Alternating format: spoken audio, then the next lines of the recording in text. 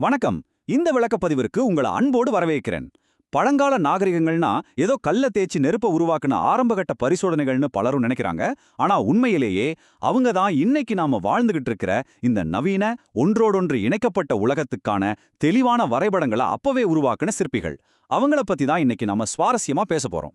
சரி, நாம எங்கெங்கெல்லாம் பயணம் செய்ய போறோம்னு ஒரு சின்ன அவுட்லைன் பாத்திரலாம். மெசபடோமியா, நைல் நதிக்கரை, நம்ம சிந்து சமவெளி, பண்டைய சீனா, அப்புறம் அமெரிக்க கண்டங்கள்னு உலகத்தோட 5 முக்கியமான இடங்களுக்கு போய் அவங்க நமக்காக விட்டுட்டு போன அந்த பிரம்மாண்டமான வரைபடங்களை கொஞ்சம் அலசி ஆராய போறோம். வாங்க பயணத்தை தொடங்கலாம். முதல்ல இந்த காலக்கோட்டைய கொஞ்சம் கவனிச்சு பாருங்களேன். இதுல ரொம்ப இன்ட்ரெஸ்டிங்கான ஒரு விஷயம் ஒளிஞ்சிருக்கு. அதாவது இந்த மாபெரும் சாம்ராஜ்யங்கள் எல்லாம் ஒண்ணுக்கு பின்னாடி ஒண்ணு வரல. மாறாக உலகின் வெவ்வேறு மூலைகள்ல கிட்டத்தட்ட ஒரே நேரத்துல இணையாக மனித முன்னேற்றத்துக்கான அடித்தளங்களை அவங்க அமைச்சுக்கிட்டு இருந்திருக்கிறாங்க. இது நிஜமாவே ஒரு ஆச்சரியமான உண்மை இல்லையா? நம்மளோட முதல் பயணம் நாகரிகத்தின் தொட்டில்னு அழைக்கப்படுற மெசபடோமியாவுக்கு தான். டைகிரிஸ் மற்றும் யூப்ரட்டிஸ் நதிகளுக்கு நடுவுல இருக்கிற மத்திய கிழக்கு பகுதியில உலகத்திலே முதன்முதலா நகர கலாச்சாரத்தை உருவாக்குனவங்கள பத்தி இப்ப நாம பார்க்க போறோம். சுமார் கிமு 4000ல சுமேரியர்கள் என்னென்ன செஞ்சிருக்காங்கன்னு பார்த்தா உண்மையிலேயே மலைப்பா இருக்கும். உருக் மாதிரி உலகின் முதல் நகரங்களை உருவாக்குனது மட்டும் இல்லாம சக்கரம், சிக்கலான நீர்ப்பாசன அமைப்புகள், அப்புறம் கியூனிஃபார்ம்னு சொல்லப்படுற களிமண்ல எழுதக்கூடிய முதல் எழுத்து முறை, இது எல்லாத்தையும் அவங்க தான் கண்டுபிடிச்சாங்க. மனிதகுல வரலாற்றுல இது எவ்வளோ பெரிய பாய்ச்சல் நினைச்சு பாருங்க. இதுல எனக்கு ரொம்ப பிடிச்ச இன்னொரு விஷயம் என்ன தெரியுமா? அவங்களோட அந்த அடிப்படை 60, அதாவது பேஸ் 60 கணித முறை. இன்னைக்கு நீங்க உங்க ஸ்மார்ட் வாட்ச்ல பாக்குற 60 நிமிட மணி நேர கணக்கு இருக்குல்ல, அதுக்கான துல்லியமான வரைபடத்தை பல 1000 வருஷங்களுக்கு முன்னாடியே அவங்க தான் நமக்கு கொடுத்திருக்காங்க.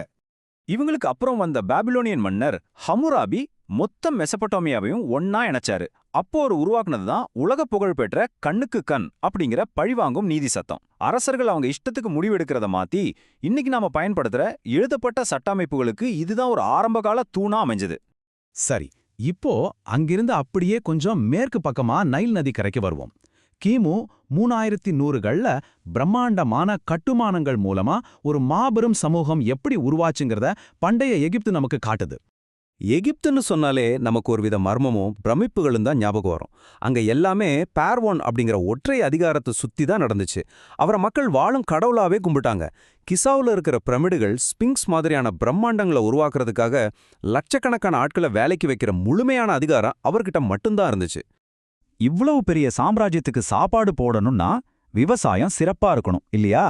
அதுக்காக நைல் நதியில எப்போ வருடாந்திர வெள்ளம் வரும்னு முன்கூட்டியே கணிக்கிற ஒரு சிஸ்டமா அவங்க கொண்டு வந்தாங்க.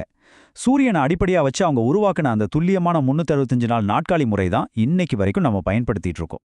இந்த மையப்படுத்தப்பட்ட அதிகாரம் எகிப்துல மிகப்பெரிய கலாச்சார மாற்றங்களை கொண்டு வந்துச்சு. நாம இன்னைக்கு யூஸ் பண்ற பேப்பருக்கு முன்னோடியான பாப்பிரஸ் காகிதம், இறந்தவங்களை பதப்படுத்துற மம்மிஃபிகேஷன் முறை, அப்புறம் ஹைராக்லிஃபிக்ஸ் அப்படிங்கிற சித்திரங்களும் எழுத்துக்களும் கலந்த ஒரு அதிநவீன எழுத்து முறை, இது எல்லாமே எகிப்தியர்கள் நமக்கு கொடுத்த அற்புதமான பரிசுகள். இப்போ நம்ம எங்க போக போறோம்னு கெஸ் பண்ணிருப்பீங்க. ஆமா, நம்ம பக்கத்துல இருக்கிற சிந்து சமவெளிக்கு தான். கிமு 2500 வாக்குல இன்றைய பாகிஸ்தான் மற்றும் வடமேற்கு இந்தியாவுல ஒரு வியக்கத்தக்க நகர்ப்புற ஒழுங்கு எப்படி இருந்துச்சுன்னு இப்ப பார்க்கலாம். ஹரப்பா, மொகஞ்சதாரோ பத்தி நீங்க கண்டிப்பா கேள்விப்பட்டிருப்பீங்க. அந்த காலத்திலேயே பல அடுக்கு வீடுகள், கிட்டத்தட்ட ஒவ்வொரு வீட்லயும் தனி குளியலறை, அதை விட முக்கியமா மூடிய வடிகால் மற்றும் கழிவுநீர் அமைப்புகள்னு அங்க இருந்த சிவில் இன்ஜினியரிங் இன்னைக்கு இருக்கிற நம்ம மாடர்ன் சிட்டிஸ்க்கே டஃப் கொடுக்குங்கிறதா மறுக்க முடியாத உண்மை.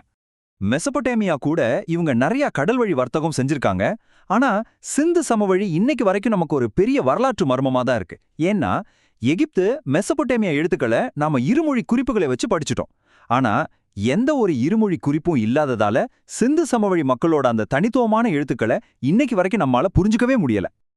அடுத்தபடியா நம்மளோட பயணம் கிமு 2000 ஒட்டி மஞ்சள் மற்றும் யாங்சே நதிக்கரைகளுக்கு, அதாவது பண்டைய சீனாவுக்கு போகுது.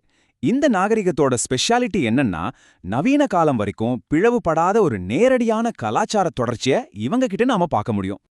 சீனாவுல ஆரம்பத்துல ஷாங் வம்சத்தினர் எதிர்காலத்தை கணிக்க ஆமை ஓடுகளை பயன்படுத்தினாங்க. ஆனா அவங்களுக்கு பின்னாடி வந்த சௌ வம்சம் அதை அப்படியே மாத்தி சொர்க்கத்தின் ஆணை அப்படிங்கிற ஒரு ஆழமான தத்துவத்தை கொண்டு வந்தாங்க. அதாவது ஒரு அரசன் நேர்மையா நீதியா ஆட்சி செய்யற வரைக்கும் தான் அவனுக்கு நாட்டை ஆளும் தெய்வீக உரிமை இருக்குங்கிறத அவங்க உறுதியா நம்பினாங்க. இந்த தத்துவத்தோட வழிகாட்டுதல்ல சீனர்கள் அதிநவீன நீர்ப்பாசனம் மூலமா விவசாயத்துல பெரிய புரட்சியே செஞ்சாங்க. சிக்கலான வெண்கல வார்ப்புகள், அப்புறம் உலக பொருளாதாரத்தையே ஆட்டி படைச்ச மத்த நாடுகள் எல்லாம் வியந்து பார்த்த அந்த பட்டு உற்பத்தி, இது எல்லாத்துலயும் இவங்க தான் முன்னோடிகளா இருந்திருக்காங்க. நம்மளோட கடைசி நிறுத்தத்துக்காக நம்ம ஒரு பெரிய கடலை தாண்ட போறோம். யூரேஷியா, ஆப்பிரிக்கான்னு எந்த ஒரு வர்த்தக தொடர்பும் இல்லாம முற்றிலும் தனிமைப்படுத்தப்பட்ட ஒரு இடத்துல மனிதர்களோட புத்திசாலித்தனம் எப்படிலாம் வேலை செஞ்சிருக்குன்னு பார்க்க அமெரிக்க கண்டங்களுக்கு போவோம். யூரேஷியால நடந்த விஷயங்களை அமெரிக்காவோட ஒப்பிட்டு பார்த்தா நிஜமாவே ஆச்சரியமா இருக்கும். பெரு நாட்டுல கார்ல் சுபே மக்கள் கிமு 3000லேயே பிரம்மாண்டமான மண்மேடுகளை கட்டியிருக்கிறாங்க. அது மட்டும் இல்லாம எழுத்து முறையே கண்டுபிடிக்கப்படாத காலத்துல கோய்பு அப்படிங்கிற முடிச்சிடப்பட்ட கயிறுகளை வச்சு தங்களோட கணக்குகளையும் பதிவுகளையும் ரொம்ப துல்லியமா பராமரிச்சிருக்கிறாங்க. அதே மாதிரி சுமார் கிமு 1200ல உருவான ஓல்மெக்குகள் தான் மீசோ அமெரிக்காவோட தாய் கலாச்சாரம்னு அழைக்கப்படுறாங்க. அமெரிக்க கண்டத்தோட ஆரம்பகால பிரமிடுகளை கட்டினது, சடங்கு சார்ந்த பந்து விளையாட்டுகளை அறிமுகப்படுத்தினது, குறிப்பா அந்த கற்பனை கெட்டாத பிரம்மாண்டமான கல் தலைகளை செதுக்குனது, இப்படி வரலாற்றுல இவங்க ஒரு அழிக்க முடியாத முத்திரையை பதிச்சிருக்காங்க. சரி, இப்போ நாம உலகத்தோட பல்வேறு பகுதிகள்ல பார்த்த இந்த எல்லா வரைபடங்களையும் ஒன்னா சேர்த்து பார்ப்போம். இந்த பழங்கால சிற்பிகள் இறுதியா நமக்காக என்ன விட்டுட்டு போயிருக்காங்க? நம்ம நவீன வாழ்க்கைய அவங்க எப்படி வடிவமைத்தாங்க?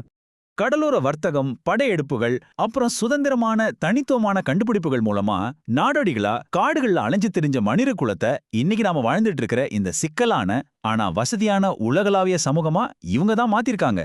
அவங்க எழுதின சட்டங்கள், கண்டுபிடிச்ச அறிவியல், இன்ஜினியரிங், ஆழமான இலக்கியங்கள், இது எல்லாம் தான் நம்ம நவீன வாழ்க்கையோட ரொம்ப உறுதியான அடித்தளம். இன்னைக்கு நம்ம வாழ்க்கைய இவ்வளவு சுலபமா வசதியா மாத்திருக்கிற இந்த அற்புதமான பழங்கால வரைபடங்களை பத்தி நம்ம பேசிட்டு இருக்கும்போது எனக்கு ஒரு கேள்வி தோணுது. இது அப்படியே நீங்களும் கொஞ்சம் யோசிச்சு பாருங்க. இன்னும் பல 1000 வருஷங்களுக்கு அப்புறம் நாம வாழ்ந்த இந்த காலத்துல இருந்து எதிர்கால சமூகத்துக்காக நாம விட்டுட்டு போக போற அடித்தளம் என்னவா இருக்கும்? நல்லா சிந்திச்சு பாருங்க. இன்னொரு சுவாரஸ்யமான விளக்கப்பதிவுல உங்களை சந்திக்கிறேன்.